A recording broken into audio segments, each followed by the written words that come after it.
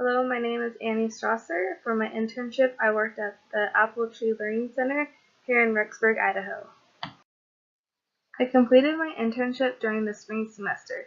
This was particularly difficult to find an internship for child development majors because the school districts were closed for summer vacation. Because of this reason, I visited at least 10 different facilities before I found the right place. During the interview process, it is very important to present your best self. In my particular case, I had a great connection to help me get the job. Before I worked at Apple Tree Learning Center, I worked at Little People's Academy in Idaho Falls. Apple Tree was Little People's Academy before it got taken over by a new owner and changed the name. This meant that both facilities had similar practices. It is important to be persistent and confident. When I did my interview, I had to call back to the program and to remind them that I was still looking for an internship. I wanted to know if they had any openings still for me to join their team. Because I was persistent, I was able to get the job. At the Apple Tree Learning Center, my responsibilities were to teach the preschool class. There was a lot of freedom in how I scheduled the class time, but I used my experience from the practicum child labs on campus to help me.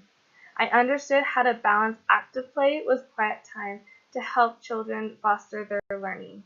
For the schedule of preschool, it varied each day because I worked different hours throughout the week, but for the most part when I arrived, I had the children participate in free play. They played with different activities that were related to my lesson for the day. Next, we had outdoor play. I then had a circle time activity. This is where we sing songs and read books that were concurrent with the theme as well. I had the children then do an art project or science experiment. We then had a closing circle and reviewed all that we had learned that day and played games. When I first arrived at Apple Tree, there was a policy for the children that stated, if a child did something to you, you could do it back. For example, if a child bit another child, then they could bite them back. Or if a child hit another child, the child could hit that child back. I was able to find a better solution than having the children constantly hurting each other. Whenever a child got hurt, both children were upset and crying. I had each of them calm down first by giving the child a calm down kit. In this kit, there were items like a glitter bottle, Play-Doh, and emotion cards. After the children calmed down, I was able to talk to them about the problem and discuss about their feelings and emotions.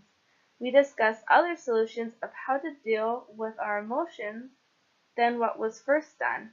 Using this strategy helped lessen the amount of fighting and taught children how to work through their emotions and what to do instead of fighting or hitting.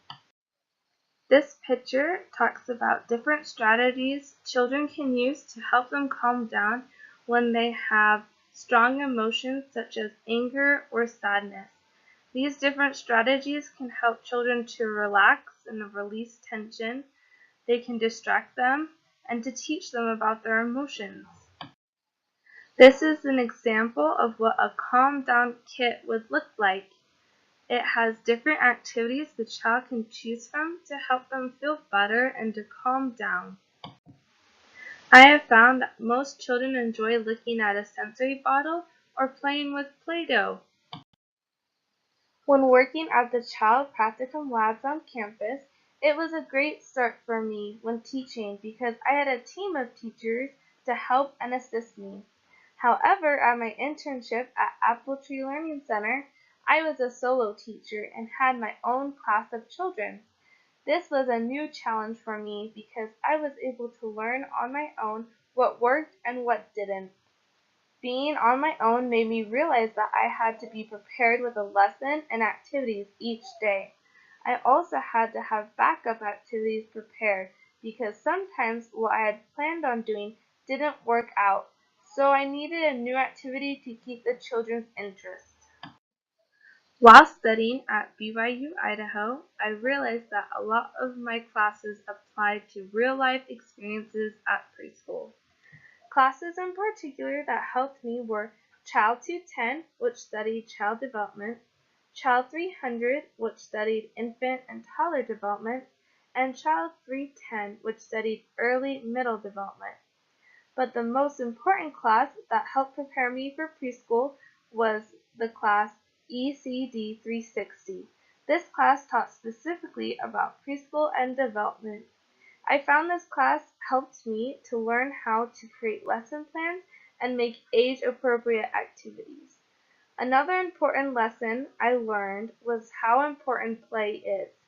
Children learn so much while they play, and I have made an extra effort to include a variety of play into my curriculum and not just have lectures for the children to listen to. I would recommend working at Apple Tree Learning Center because they are very flexible with schedules, which is helpful as a student. The management and staff are friendly, and I enjoyed having Bobby as my manager because she was understanding. The facility was a great place to work at because there was a spacious outdoor area with a playground and a grassy field. This gave the children a lot of space to run around. They also had an indoor gym area for the children to play in when it rained. This was a great asset because it still gave the children an opportunity to get their wiggles out. If you are interested in applying, you can contact the manager, Bobby, or the address is placed below to visit.